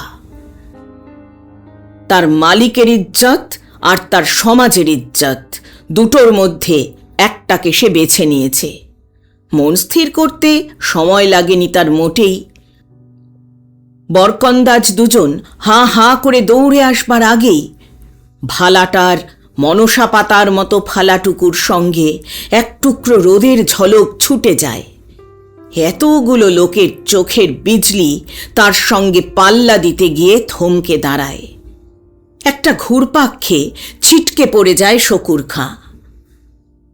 কাল হোলি বলে এ দিনটাকে ভৈর। হাকিমের কাছে সে সব কথা স্বীকার করেছিল বিচারের সময়। সে আজ 14 বছর আগের কথা। গাড়িতে তখনও হিন্দু মুসলমান, পাকিস্তান হিন্দুস্তানের একটানা গল্পের জের মেটেনি। ঝিমুনিও আসে না লোকগুলোর। একটুও সময় নষ্ট হবার জো নেই এদের। একটা ঝাঁকানি খেয়ে ট্রেনখানা থামে। কাটিহার, কাটিহার! আরে, জাকসন এসে গিয়েছে এরই মধ্যে। এতক্ষণ সময় কি করে কেটে গেল তা সে খেয়ালই করেনি। গড় মোগলাহার গাড়ি কখন বলতে পারো? কর্মব্যস্ত সহযাত্রীদের এখন আর উত্তর দেবার সময় নেই। ভৈরনাট তাড়াতাড়ি নেমে পড়ে। সঙ্গের শাড়িখানা পাট ভেঙে গায়ে দেয়নি এত শীতের মধ্যেও। তার জন্য মনটা খুশি হয়ে ওঠে। রাগের মাথায় তখন পুদিনার গাছটা না ফেলে দিলেই হতো। প্ল্যাটফর্মের ভিড় ঠেলে এগিয়ে যাওয়া শক্ত। হিন্দুরা পার্বতীপুর লাইনের গাড়িতে কেউ যাবে না, তাই প্ল্যাটফর্ম লোকারণ্য হয়ে উঠেছে। একথা ভৈর ট্রেনেই শুনেছিল। পাশের ট্রেনখানায় ইঞ্জিন লাগল। তাহলে আর গাড়িখানা ছাড়বার দেরি নেই। নিশ্চয়ই গরমোগলাহার গাড়ি। সেদিকে ছুটে চলে ভৈর। টিকিট, টিকিট দেখাও। এতটা পথ এসেছে ট্রেনে, কেউ এখনো পর্যন্ত টিকিট চায়নি তার কাছে। ডেপুটি জেলার বাবু তাকে রেলের টিকিট বলে যে কাগজখানা দিয়েছিলেন সেখানা বের করে দেয় ভৈর। এই নিন। টিকিট বাবু কাগজখানা দেখে বলেন, টিকিট কই? এ তো জেলের কাগজ। এই কাগজ সেখানকার স্টেশনে দেখালে তাতে টিকিট পেতে সেখানে। আমি তো আর রেলকে ফাঁকি দিইনি হুজুর। রাগে জ্বলে ওঠেন টিকিট বাবু। যত সব চোর ডাকাত নিয়ে কারবার হয়েছে, আবার জেলে ঠুকে দেব। কিছু পয়সা টয়সা আছে নাকি? ওই তো কাপড় দেখছি ভাঁজ করা। কেঁপে ওঠে ভৈরনাটের মন। ভুটনির জন্য কেনা শাড়িখানার ওপর দেখছি টিকিট বাবুর নজর। যা ভাড়া লাগে দিয়ে দিতে রাজি আছে সে। এই, জল ফেলছো কেন গায়ে? পাশেই গাড়ির জানলা থেকে একজন মেয়ে বদনার জল দিয়ে মুখ ধুচ্ছে। স্ত্রীলোকটি অপ্রস্তুত হয়ে সেদিকে তাকায়। কে? সর্দার না? সর্দার দাদা। ভুটনি দেখেই চিনেছে সর্দার। 3-4টে টাকা যা হাতে ওঠে টিকিট বাবুর হাতে দিয়ে ছুটে আসে সর্দার সেই গাড়িতে। কতদিন পরে দেখা। ভুটনি তাকে প্রণাম করে। একটু গায়ে মাংস লেগেছে মেয়েটার। এতক্ষণে ভালো করে দেখে সর্দার ভুটনিকে।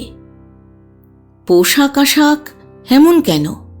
মুসলমান মেয়েদের মতো সালোয়ার পিরান পরনে, তার উপরে চাদর, একটা বোরখাও ঢিবি করে রাখা হয়েছে পাশে। একটু কেমন কেমন যেন লাগে সর্দারের। সে হাসি খুশিই বা কই? সিঁদুর কই সিঁথিতে? বিধবা হয়েছে নাকি মেয়েটা এরই মধ্যে? একা যে? না, একা না, আমজাদ আলী গিয়েছে চা খেতে। তাই বল, মালিকও আছে সঙ্গে তাহলে। কতকাল তাকে দেখিনি, সে আবার আমার সঙ্গে কথা বলবে তো।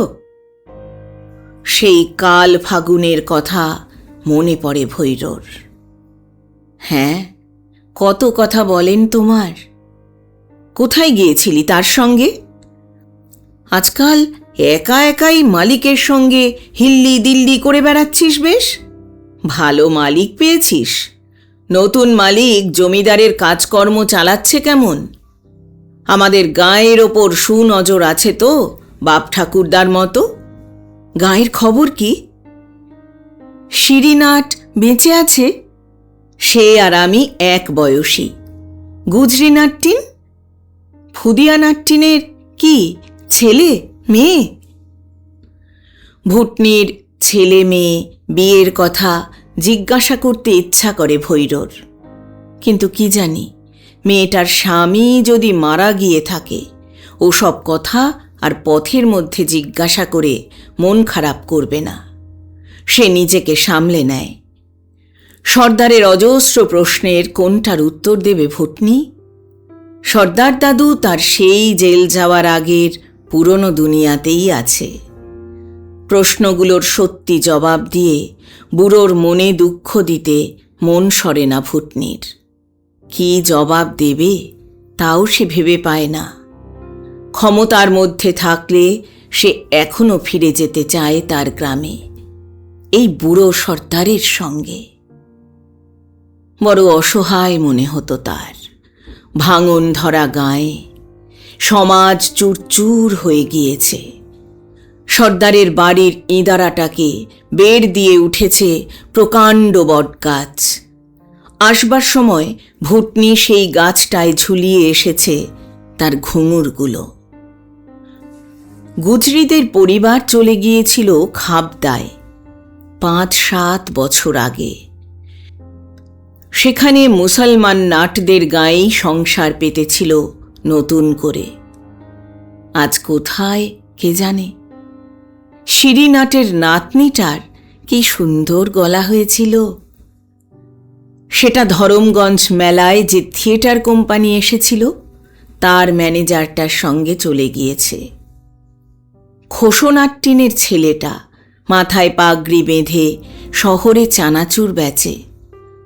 হরবশিয়া নাট্টিনের ছোট নাতিটা এই কাটিহার স্টেশনেই গান গেয়ে গেয়ে বই বিক্রি করে। ফুদিয়ার মেয়েটা পান বেচে গড়মোগলাহার বাজারে। হোলির জলসা করা 10-12 বছর আগেই বন্ধ করে দিয়েছিল সব মুসলমান রইসরা, মুরসান্ডার বাবুরা পর্যন্ত। সাধে কি আর সে নিজের সমাজ ছেড়েছে, নিজের গাঁ ছেড়েছে? কিন্তু এত কথা বুড়ো সর্দারকে বলতে মায়া লাগে, বড় আঘাত পাবে।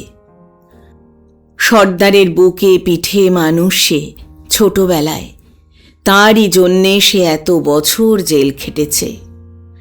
জেল থেকে বেরিয়ে সর্দার তার বিয়ে ঠিক করে দেবে, এই জন্য প্রথম বয়সটায় বিয়েও করেনি ভুটনি। তার উপর ছিল আমজাদ আলী। বাপ মারা যাওয়ার পর তার খানদানের আভিজাত্য বজায় রাখতে সে এতটুকু ত্রুটিও করেনি। নিরবচ্ছিন্ন সোহাগের মধ্যে সে ডুবিয়ে রেখেছিল ভুটনিকে। ভুটনিরও তাকে ভালো লাগতো খুব, কিন্তু নাটদের সমাজের কথা মনে করে, সর্দারের কথা মনে করে সে আমজাদ আলীকে বিয়ে করতে রাজি হয়নি। আমজাদ আলী তখন ভুটনির জন্যে পাগল। তার মা ছেলের মতিগতি দেখে ভুটনিকে ডেকে পাঠিয়েছিলেন। শেষে একজন নাট্টিনকে বিয়ে করবে তার ছেলে?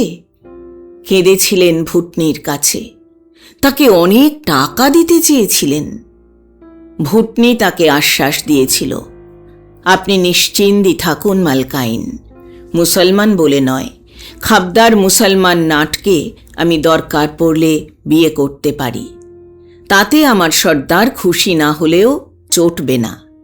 কিন্তু বিয়ে করে নিজের নাচ গানের পেশা ছেড়ে দেওয়া, এ কথা শুনলেই সর্দার রাগে আগুন হয়ে উঠবে। টাকা দেবার দরকার নেই মালকাইন, আপনাদের নিমক খেয়েই তো বেঁচে আছি। মালকাইন তার পুরানো একজোড়া মাকড়ি তার কানে পরিয়ে দিয়েছিলেন সেদিন। এইখানেই এই পর্বের শেষ হয়ে যায়নি। আমজাদ আলী তার মাকে দেখানোর জন্যে বনিয়ারি শরীফের পীর সাহেবের কাছ থেকে ফতোয়া এনেছিল যে নাট্টিনকে মুসলমান করে নিয়ে বিয়ে করায় পুণ্য আছে। তবু ভুটনি নিজের মতের নড়চড় হতে দেয়নি, কেবল সর্দারের কথা ভেবে।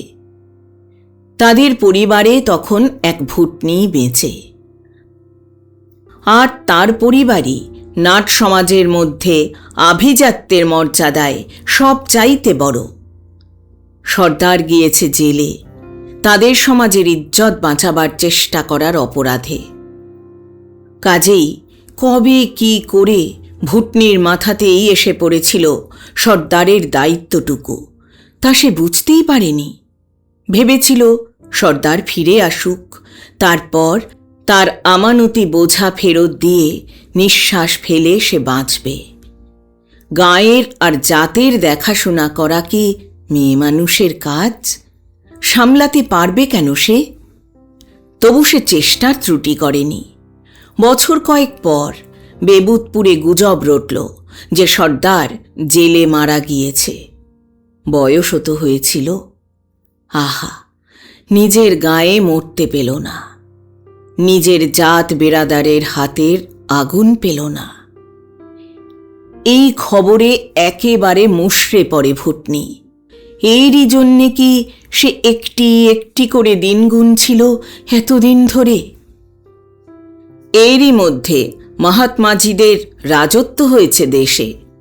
আমজাদ আলী বলে যে তারা নাকি জমিদারি কেড়ে নেবে। আরে, জমিদার না থাকলে নাট্টিনদের নাচ গান শুনবে কে? ওই যে গঞ্জের বাজারের যে সব মারোয়ারি গোলাদারগুলো আছে সেইগুলো, ওগুলো গান শোনে না, নাচ বোঝে না, ওরা চায় অন্য জিনিস। এই আপদ যখন ভুটনিদের মাথার ওপর, তখন দুনিয়ায় তছনছ কাণ্ড হয়ে গেল।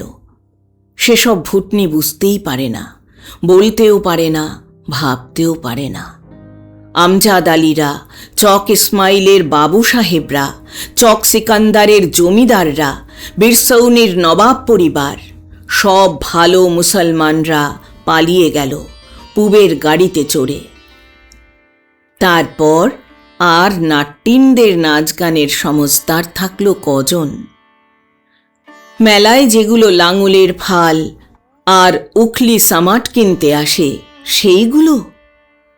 আচ্ছা, না হয় তাদের গান শুনিয়েই কোনো রকমে নিজের নিজের পেটটা চালিয়ে নেবে নাট্টিনরা।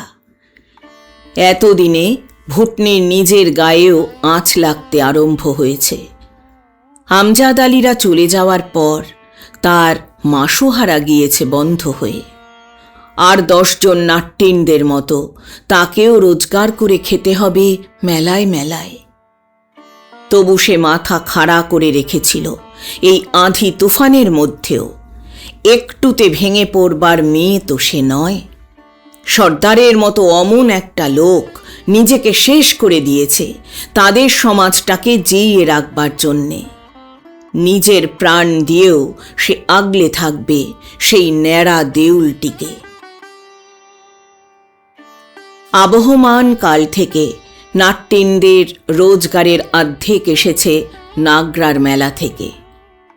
নাগরার আজকালকার জমিদার ছেলে মানুষ, তাই সরকার বাহাদুর চালাচ্ছেন তার জমিদারি। দুনিয়া উল্টে গিয়েছে আজকাল। মহাত্মাজির লোকেদের মন রেখে চলতে হয় আজকাল কালেক্টর সাহেবকে।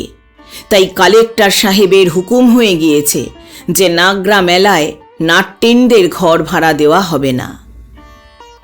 আকাশ ভেঙে পড়েছিল ভুটনির মাথায় এই খবর শুনে। সেখান থেকে ভুটনিরা যায় করমগঞ্জ মেলায়। সেখানে মহাত্মাজির চেলারা কোনো লোককে আসতে দেয়নি তাদের গান শুনতে। যারা গান শুনতে আসতে চায় তাদের তারা পথ আটকে দাঁড়িয়ে থাকে, হাতে পায়ে ধরে হাত জোর করে বক্তৃতা দেয়। ভুটনিরাও মহাত্মাদের পায়ে মাথা কুটেছিল। তারা ছিটকে দূরে সরে গিয়েছিল, বলেছিল, আপনারা আমাদের মা বোন, আপনারা পায়ে হাত দেবেন কেন আমাদের? কিছুই বুঝতে পারেনি ভুটনি। কিশুনজি ঝুলনের দিন গান শোনেন।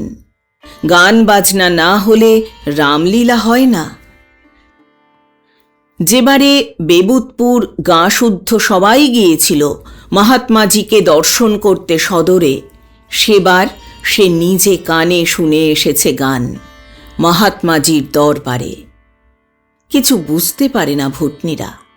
কেন তাদের গান বাজনা বন্ধ করে দিতে চান মহাত্মাজিরা? ভিন দেশের রকম রকম পাখি এক গাছে রাত কাটায়। মেলা হচ্ছে তাই। এর মধ্যে আবার হাত জোর করা কি? তারপর কমাস বড় কষ্টে কেটেছে ভুটনির। যে কজন নাটনাট্টিন বেঁচেছিল গায়ে, তারা ছত্রভঙ্গ হয়ে কে কোথায় চলে গিয়েছে রোজগারের ধান্ধায় তা জানবার স্পৃহা পর্যন্ত ছিল না তার। জীবনের অনেকখানি এখনও তার সম্মুখে পড়ে। সারেঙ্গি, আতরদান, ওগলদান বেচে আর কদিন চলবে সে ভেবে কিছুই কুল কিনারা পায় না। এরই মধ্যে আমজাদ আলী খাঁ এলো পাকিস্তান থেকে।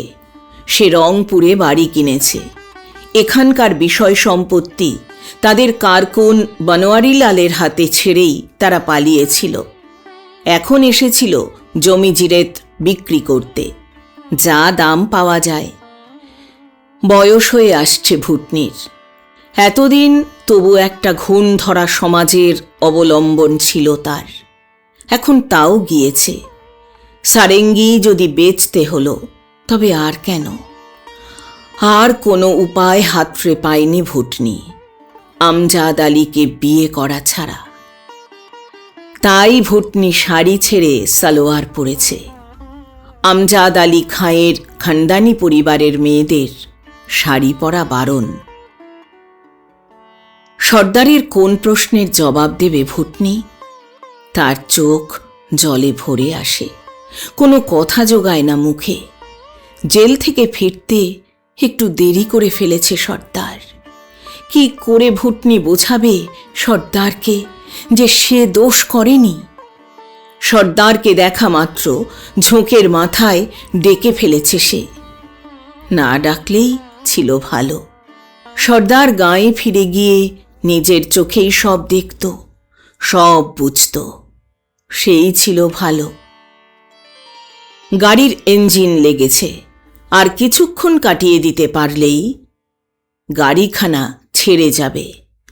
আমজাদ আলী আসবার আগেই সর্দার নেমে গেলে এখন সে বাঁচে। হঠাৎ চায়ের ভেন্ডারকে সঙ্গে নিয়ে আমজাদ আলী কামরায় এসে ঢোকে। ওই কোন একটা নতুন লোকের সঙ্গে ভুটনি গল্প করছে না? পুরুষদের গাড়িতে ওকে না চড়ালেই হতো, কিন্তু যা দিনকাল, একটু লোকজনওয়ালা বেটা ছেলেদের গাড়িতে চড়াই ভালো। বোরখাটা আবার দেখছি পাশে খুলে রেখে দিয়েছে। হাজার হলেও অভ্যেস নেই, এখন বহুদিন লাগবে তাদের বাড়ির তরিবত ভুটনিকে শেখাতে। কে ওই লোকটা? বড় বেহায়া তো। আমজাদ আলীকে দেখে ভুটনি আরও অপ্রস্তুত হয়ে যায়। হঠাৎ বলে, এই যে আমজাদ আলী আসছে। সর্দার, আমি আমজাদ আলীকে বিয়ে করেছি। প্রথমে বিশ্বাস হয় না ভৈরনাটের। দুষ্টু মেয়েটা আবার তামাশা করছে না তো বুড়ো দাদুকে নিয়ে? না, তা তো নয়। তুই সমাজের বাইরে বিয়ে করেছিস? হাতুড়ির আঘাত খেয়ে লাল লোহাটার থেকে আগুনের ফুলকি ছিটকে পড়ল। হারামজাদি! চিৎকার করে ওঠে ভৈরনাট। এই দেখবার জন্যে কি সে একটা একটা করে জেলের ভিতর দিন গুনেছে? তার সমাজের আশা ভরসা সব সে কল্পনায় এই বজ্জাত মেয়েটার মধ্যেই ফুটিয়ে তুলেছিল। তবু মেয়ে মানুষের গায়ে হাত তুলতে পারে না সে। যত নষ্টের গোড়া ওই আমজাদ আলীটা। সোজা হয়ে দাঁড়ায় সর্দার আমজাদ আলীর মুখোমুখি। উত্তেজনায় তার মুখ দিয়ে কথা বেরোয় না। হাতের আর কাঁধের পেশিগুলো তার শক্ত হয়ে উঠেছে। সেই একদিন চালের বাতায় গোঁজা একটা ভালা টেনে নেবার সময় যেমন হয়েছিল। 14 বছর আগের হোলির দিনের ভৈর সর্দার আবার ফিরে এসেছে, ভালার উপরের রোদ্দুরের ঝলকটুকু চোখে নিয়ে। দোষীর মতো মাথা নিচু করে দাঁড়িয়ে আছে আমজাদ আলী খাঁ। 2-4টি করে গাড়ির জানলার সম্মুখে লোক জমতে আরম্ভ করেছে। মুসলমানে নিয়ে যাচ্ছে হিঁদুর মেয়েকে পাকিস্তানে। রেলের পুলিশকে খবর দে, স্টেশন মাস্টারকে ডাক। ভুটনি হঠাৎ পা জড়িয়ে ধরে সর্দারের। আমার কথাটা আগে শুনে নাও সর্দার। মেলায় নাট্যেনদের নাচ গান বন্ধ করে দিয়েছে মহাত্মাজিরা। তারপর ভুটনি কাঁদতে কাঁদতে বলে যায় নাট্যেনদের দুঃখের কাহিনী। নাচ গান, মহাত্মাজির চেলারা, কালেক্টর সাহেব, নাগরা মেলা, ধরমগঞ্জের মেলা। ভৈরর 14 বছর ধরে গড়ে তোলা সৌধের পাথর শাবল দিয়ে খুঁড়ে খসিয়ে ফেলছে একখান একখান করে। সারেঙ্গি পর্যন্ত বেচতে হয়েছিল সর্দার। আর বলতে হবে না রে ভুটনি, আর বলতে হবে না। কথা কয়টা বলবার চেষ্টা করল কয়েকবার ভৈর সর্দার। গোঙার কাতরানির মতো একটা আওয়াজ বেরোয় গলা থেকে। কিসে যেন ঠেলে ঢুকিয়ে দিচ্ছে কথাগুলোকে ভিতরে। চোখের আগুন ঝিমিয়ে এসেছে কোমলতার ছায়ায়। আর কোনো উপায় ছিল না সর্দার। দারোগা সাহেব পুলিশ টুলিশ নিয়ে কামরায় ঢোকেন। সকলে পথ করে দেয় তাদের জন্য। কোথায় মেয়েটি? এটি আমার নাতনি, আর ওইটি আমার নাত জামাই। বুড়োর মুখের দিকে তাকিয়ে দারোগা সাহেবের মনে হয় সে মিথ্যা কথা বলবার লোক নয়। চোখের কোণে জল এসে গিয়েছে বুড়োর। দারোগাবাবু একটু অপ্রস্তুত হন। দর্শকরা হতাশ হয়ে দারোগা সাহেবকে অনুরোধ করে দুপুরের নামাজকে কি বলে সেই কথাটা মেয়েটাকে প্রশ্ন করতে। দারোগাবাবু ভৈরর পিঠ ঠুকে সান্ত্বনা দেন। কোনো ভয় নেই বুড়া, তোমার নাতনির আর নাত জামাইয়ের।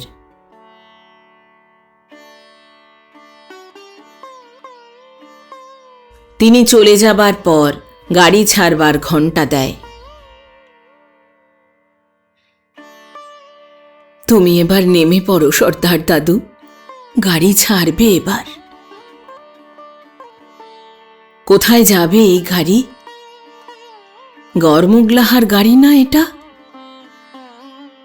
পার্বতীপুর। সর্দার দাদুকে নিজের হাতে সাজা পানদান থেকে বের করে একখিলি খাওয়াতে ভুটনির ভারী ইচ্ছে করে। আর তো দেখা হবে না জীবনে। একটা সংকোচের ব্যবধান এসে গিয়েছে দুজনের মধ্যে। আমজাদ আলীর সম্মুখে। আমজাদ আলী খাঁর ঘরানার মেয়ে ছেলের পক্ষে বাইরের লোককে হাতে করে পান দেওয়াটা শোভন হবে কিনা তা ভুটনি বুঝতে পারে না। কত ভেবে চলতে হয়। বড় ভালোবাসত পান খেতে সর্দার দাদু। প্ল্যাটফর্মের উপর কম্বলটা বিছিয়ে পাট ভাঙা শাড়িখানা মুড়ি দিয়ে শুয়ে পড়ে ভৈরনাথ। গড়মোগলাহার গাড়ি যখন খুশি ছাড়ুক। যে গাড়িখানা ছেড়ে গেল তার ধোঁয়ায় এই বিস্বাদ জগৎটুকু এখনো ঢেকে রয়েছে। বইওয়ালাটা গান গেয়ে গেয়ে 4 পয়সা দামের বই বেচছে। রামগড়ের জোড়া কেল্লা ভেঙে গড়েছে, ভেঙে গড়েনি রে, ভেঙে গড়েনি, ভেঙে পড়েছে। বড় বড় পাথরের ইটগুলো ধসে ধসে পড়ছে। কত ছকরবাজি, বলবাহী যোগীরা, ভমর, বিদেশিরা শাড়িখানা তার বুকে বোঝার মতো চেপে বসেছে। ভৈরর ইচ্ছে করে ছুটে চলে যায় সেই টিকিট বাবুর কাছে। শাড়িখান দিচ্ছি হুজুর আপনাকে, আমাকে আবার জেলে পাঠিয়ে দেন। সেখানকার জগৎটা তবু তার চেনা। ধুর, তা কি বলা যায়? পাগল ভাববে। পাথরগুলোর নিচে গুঁড়ো গুঁড়ো হয়ে যাচ্ছে ক্ষত সারেঙ্গি, হেসরাজ, হাতির পায়ের তলায় দেশলাইয়ের বাক্সের মতো থেঁতলে যাচ্ছে ভিজে মেদি পাতা বাঁটা দেওয়া আঙুলগুলো। পিষে যাচ্ছে কত লাল লাল করবীর থোবা। বুদবুদ ফাঁটা রাঁধিতে তছনছ করে দিচ্ছে মেলার তাঁবুগুলো। উপড়ে পড়ছে ঝুড়ি ভরা বটগাছ। লিবড়িতে বান ডেকেছে। ফুঁপিয়ে ফুঁপিয়ে কাঁদছে সর্দার। বললেন গুরুজি, আরো মজা, আরো মজা। স্তূপাকার কাপড়ের বান্ডিলের পাহাড় ঠেলা গাড়িতে করে কুলিরা নিয়ে এসে সে যেখানে শুয়ে আছে তারই পাশে রাখে। লুকিয়ে এগুলো পাকিস্তানে নিয়ে যাচ্ছিল লোকেরা পার্বতীপুরের গাড়িতে।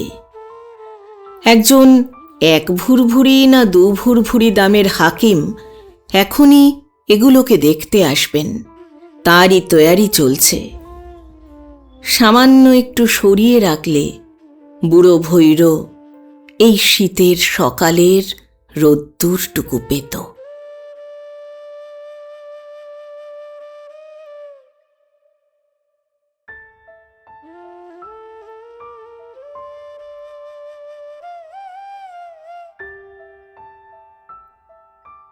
এতক্ষণ শুনলেন শ্রদ্ধেয় লেখক সতীনাথ ভাদুড়ী রচিত একটি ছোট গল্প রথের তলে।